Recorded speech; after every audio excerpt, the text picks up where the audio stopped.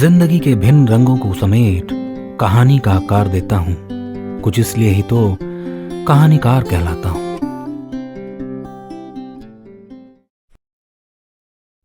मित्रों, हमारी कहानियां सुनने के लिए हमारा चैनल सब्सक्राइब करना और बेल आइकन दबाना ना भूलें। कहानियों के घर में आपका स्वागत है। मैं हूं कहानीकार सुधांशु राय और आज की कहानी का नाम है बड़ा घर। जो घर बरसों से खाली होता है उसको कुछ अनजान लोग अपना लेते हैं। फिर वो घर उनसे बातें करता है, उनकी कहानियों को समेटने लगता है और उसका वो खालीपन कहानियों से भर जाता है। रिवरीन नेपाल बॉर्डर के पास बसा एक गांव था। खेती यहां का मुख्य व्यवसाय था। लोगों के पास यहां कम था, पर वो अपनी जिंदगी से बेहद खुश थे। सुबह उठकर एक दूसरे के साथ घंटों पैदल चलना ताकि सेहत तंदुरुस्त रहे, और फिर चौराहे पर कुल्हड़ की चाय की चुस्की ले ढाके भरना यहां का नियम था। शाम हुई नहीं कि रास्ते फिर से सन्नाटे से दोस्ती कर लेते। 8 बजते बजते लोग डिनर कर बिस्तर के शागिर्द बन जाते। पर इस गांव के कुछ ऐसे घर जो एक समय में लोगों के कोलाहल से भरे थे, जिंदगी में आगे बढ़ जाने की चाह और शहरों में नौकरी पा लेने की तलाश ने इन घरों को सूना कर दिया था। इनमें से एक घर था बड़ा घर, जो कभी यहां के एक नामी जमींदार का घर था। पर समय के साथ साथ घर का हर एक सदस्य कुछ कर दिखाने की चाह में दिल्ली पलायन कर गया। विशालकाय बना यह घर धीरे धीरे सूनेपन से दोस्ती कर बैठा। अंधकार और खामोशी यहां अब डेरा जमा चुके थे। हर कमरा अब धूल और मकड़ी के जालों से ढक चुका था। बरामदे में कुछ अनजाने पौधे दस्तक दे चले थे। बारिश धीरे धीरे इस घर को काई और कालेपन का तोहफा देने लगी।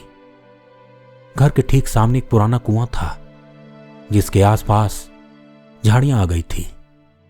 लोग भी कभी कभी उस घर से जब गुजरते तो कुछ पल खड़े हो उस दशा को देख बड़बड़ा लेते, अरे इतना बड़ा घर बताओ, धूल खा रहा है, ना तो इसकी मरम्मत हो रही है और ना ही कोई इसकी देखरेख को आता है। दीपक सामने के घर में रहता था। अरे एक टाइम था ऐसा घर आसपास भी नहीं था। गांव में इस घर को लोग देखने आते थे। देखो आज इसका अंजाम क्या हुआ। बबलू घर को निहारते अपनी बात कह गया। लोग घर को बड़ा घर कहकर पुकारते, पर अचानक घर के सामने हुए एक हादसे ने पूरे गांव को हैरत में डाल दिया।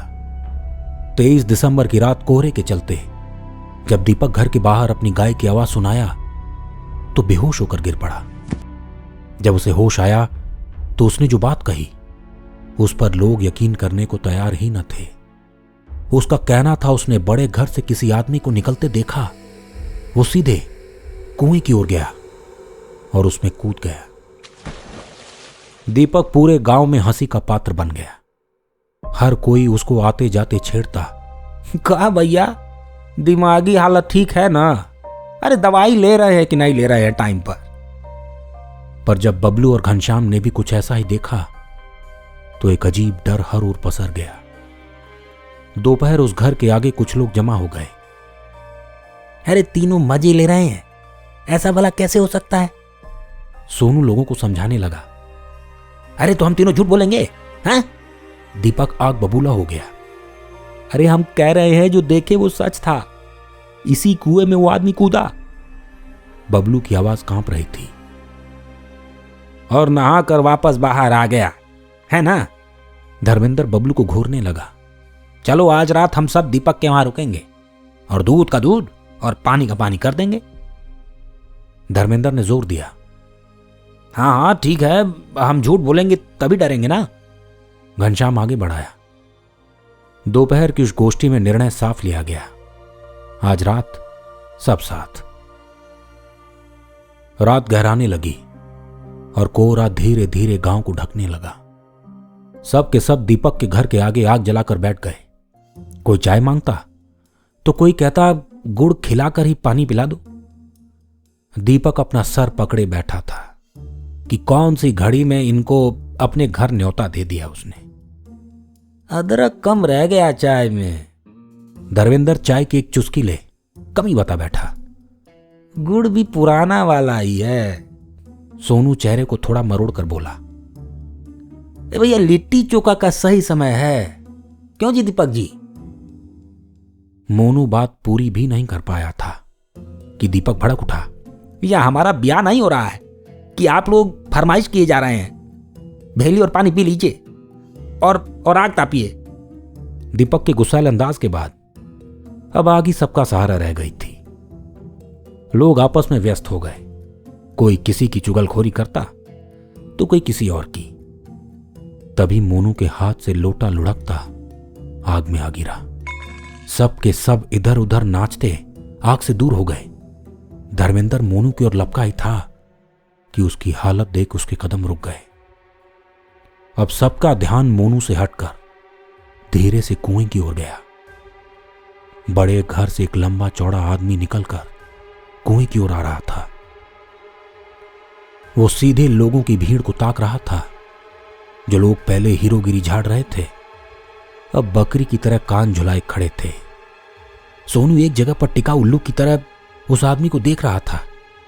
वहीं धर्मेंद्र सोनू को भींचे इस भयावह मंजर का साक्षी बन रहा था। वो आदमी सीधे कुएं तक पहुंचा और उसके किनारे खड़ा हो गया। मिंटू बिना देरी के चिल्लाता वहां से निपट लिया। धर्मेंद्र भी चीख कर भागना चाहता था, पर लोग क्या कहेंगे कि सोच लिए वो हिम्मत जुटाई किसी तरह खड़ा रहा।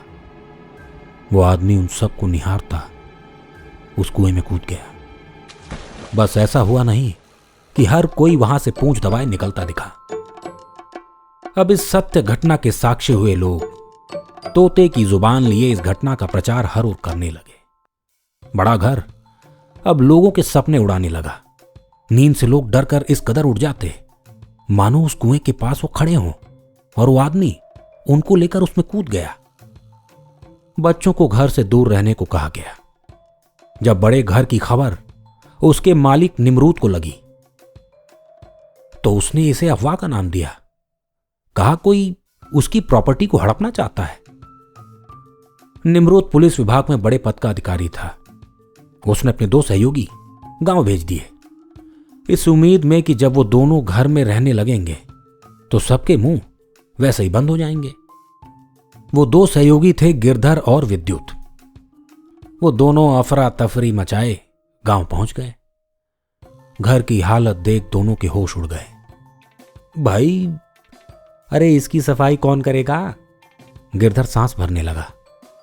विद्युत की टटोलती आंखें घर को छानने लगी और फिर कुएं पर जा रुकी। अरे भाई, अगर कुएं में कूदने वाली बात सच हुई तो, और अगर असली में कोई भूत प्रेत का मामला हुआ तो?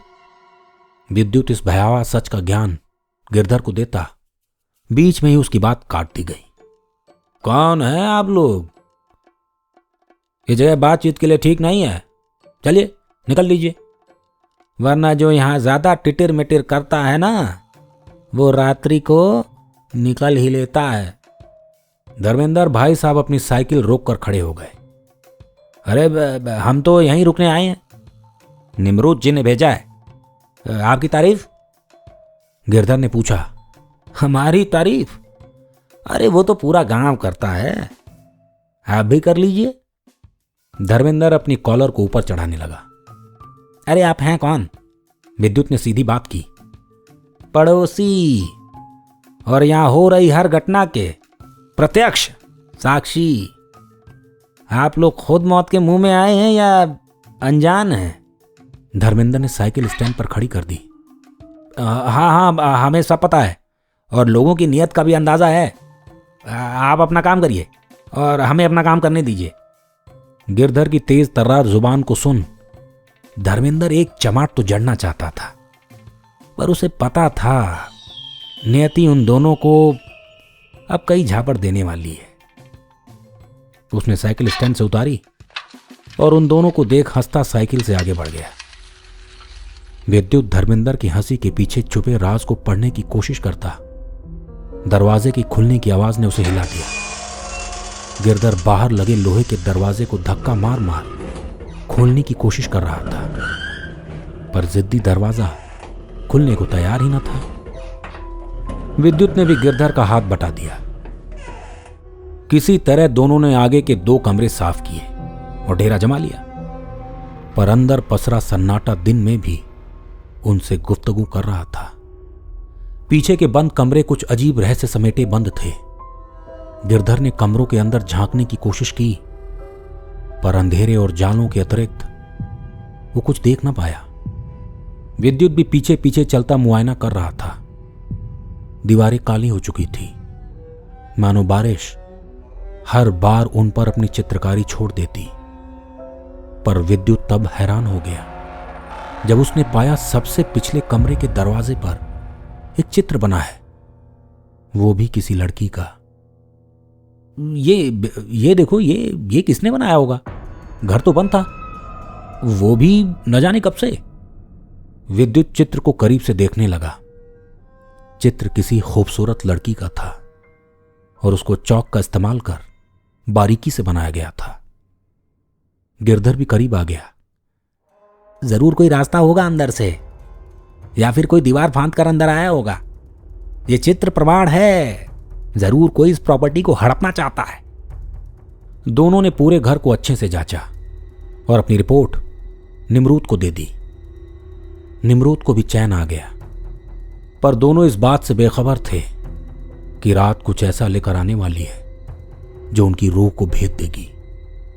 पूरे गांव में बात फैल गई, 2 लोग आए हैं भूत भगाने। अब ये बात सबको कैसे पता लगी, इसमें धर्मेंद्र भैया का कोई योगदान नहीं है। आज की रात गांव के लोगों के लिए रोमांच की रात थी।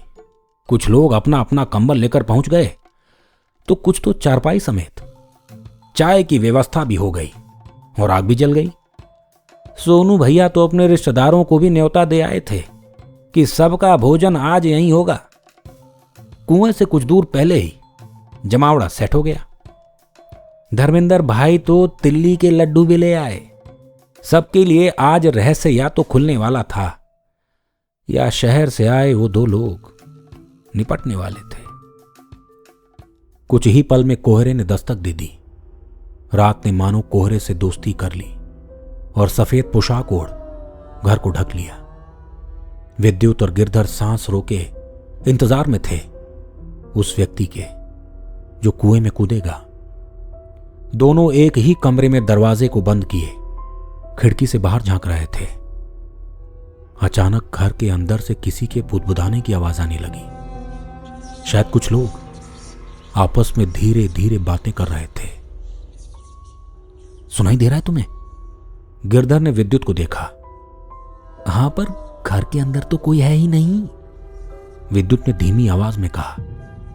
दोनों सचेत तो हल्के कदमों से बाहर आने लगे। दरवाजे को धीरे से खोल गिरधर ने चारों ओर झांका, पर कोई नजर ना आया। कोई दिखा? विद्युत फुसफुसाया। नहीं, गिरधर हैरान था। घर के अंदर हर तरफ अंधेरा था, सिर्फ बाहर के 2 बल्ब जल रहे थे। कुछ ऐसा मालूम हो रहा था जैसे 3-4 लोग आपस में बातचीत कर रहे हो। गिरधर और विद्युत दबे पांव आगे बढ़ उस ओर जाने लगे जहां से आवाजें आ रही थीं। अब आवाजें उन्हें साफ सुनाई दे रही थी। जब उन दोनों ने दीवार का सहारा ले ताका तो पाया सामने सीढ़ियों पर 4 लोग बैठे हैं। अंधेरा इतना था कि सिर्फ उनकी आकृति नजर आ रही थी। सुन तो सही, क्या बात कर रहे हैं ये लोग? विद्युत जानना चाहता था कि आखिर वो लोग बात कर रहे हैं तो किसकी? वह हमारे घर में घुस आए हैं, हमें उन्हें जिंदा जला देना चाहिए। नहीं नहीं, कुएं में धकेल देते हैं, हाँ यही ठीक रहेगा। यह सुनते ही विद्युत की चीख से निकल गई। गिरधर ने धीरे से उस ओर टॉर्च मारा तो पाया सीढ़ियों पर कोई है ही नहीं। तभी सामने बंद कमरे के दरवाजे पर दस्तक होने लगी। कोई अंदर था जो बंद दरवाजे को तोड़ना चाहता था। गिरधर और विद्युत आनन फानन में वापस आने को पीछे मुड़े ही थे तो पाया कुछ आकृतियां ठीक उनके सामने खड़ी हैं। उधर बाहर गांव के लोग अब इंतजार में थे कि आज क्या होगा। क्या वो आदमी फिर से कुएं में कूदेगा या फिर निमरूद के लोग आज ये खेल खत्म कर देंगे। तभी धर्मेंद्र चिल्लाया, अरे अरे भैया, वो देखो, वो आदमी आ रहा है। ठीक वैसे ही आज भी वही आदमी उनको देखता घर से बाहर आया, पर आज वो खून से लथपथ था। उसका पूरा शरीर खून से नहाया हुआ था। सब के सब स्तब्ध हुए नजारा देखते रहे। लगता है निमरूद के लोग मारे गए। सोनू की आवाज किसी तरह बाहर आई। वो आदमी कुएं तक पहुंच कुछ देर खड़ा रहा, फिर कुएं में कूद गया। सब मान चुके थे कि यह घर अब भूत पिशाचों का हो चुका है और अब कोई भी व्यक्ति उस घर में जाकर जीवित नहीं लौट सकता। लोग आगे बढ़ घर के करीब जाते। उन्होंने देखा गिरधर और विद्युत भी घर के बाहर निकले हैं। लोगों को लगा दोनों बच गए हैं, पर वो सीधे चलते कुएं तक गए और कुएं में कूद गए। धर्मेंद्र ने दिमाग का इस्तेमाल किया और सोनू और दीपक को रस्सी पकड़ा कुएं में कूद गया। कुछ ही पल बाद गिरधर और विद्युत बाहर पड़े थे। धर्मेंद्र ने उनको बाहर निकाल लिया था। जब उन दोनों को होश आया तो गांव के लोग खुश हो उठे। हर कोई धर्मेंद्र भैया को कंधे पर उठा लेना चाहता था, और करता भी क्यों ना, वो असल हीरो जो बन गए थे। गिरधर और विद्युत को तो याद ही नहीं था कि वो कुएं में कब कूदे। उन्हें तो बस इतना याद था कि कुछ लोगों को अपने पीछे खड़े देख उनके आगे अंधेरा छा गया। अब वो बेहोश हो गए या उनके साथ कुछ और हुआ, उन्हें कुछ पता ही न था। हां, पर उन्होंने कुछ अजीब लोग देखे जो बेहद डरावने थे। गिरधर और विद्युत उसके बाद उस घर में नहीं गए। निमरूद ने उसके बाद एक बड़े सिद्ध बाबा को बुलाया, पर उन्होंने यह कह उस घर में जाने से मना कर दिया कि यह घर अब किसी और का हो चुका है, जो रात में देख सकते हैं और दिन में सो सकते हैं। उनका कहना था उस जमीन पर ऐसे लोग रहते हैं जो इस दुनिया के पार जाकर लौट आए हैं। अब वो घर पूरी तरह अंधेरे का हो चुका है। देर रात कुछ लोगों की आवाजें आती तो हैं, पर गांव में किसी की भी हिम्मत नहीं कि वो झांक कर देख सके कि वह है कौन। इसी के साथ मैं इस कहानी और अपनी वाणी दोनों को विराम देता हूं। मित्रों, यदि यह कहानी आपको पसंद आई तो इसे लाइक और शेयर जरूर करें, और हां, हमारी कहानियां सुनते रहने के लिए हमारा चैनल सब्सक्राइब करना और बेल आइकन दबाना ना भूलें। आप हमें फेसबुक पर सुधांशु राय ऑफिशियल और इंस्टाग्राम पर कहानीकार सुधांशु राय के नाम से खोज सकते हैं।